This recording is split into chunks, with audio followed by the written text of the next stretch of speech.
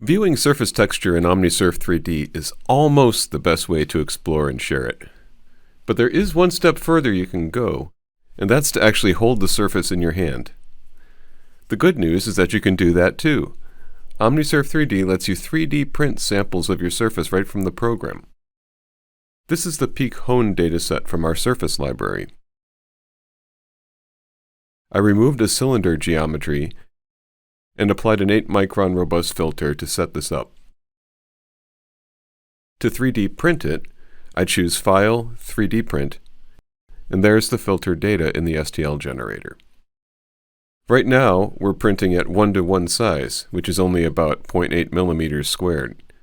I need to blow that up to a size that I can put on my desk, which might be 80 millimeters or around 3 inches squared. So, I'll magnify the data by 100 in X and Y, and you can see how that changed the print dimensions over here. Now vertically, the data is only 3 microns peak to valley, so I have to magnify that too. If I multiply the Z direction by that same 100 scaling, it's still pretty smooth. I'm going to multiply it by 1000 instead, so I can get a decent view of the texture. Now one more step. The base is the thickness of the plastic to print below the deepest valley. Right now it's 0, which means I'd have a hole in my sample.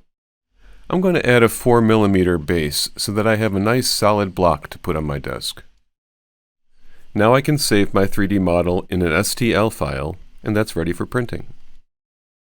One pro tip though, if your 3D printing service has restrictions on file size, you can desample or reduce the number of tiles to make that file size smaller. 3D printing is a great way to see and feel your surfaces. If you want to try it for yourself, download a 10-day trial of OmniSurf 3D today.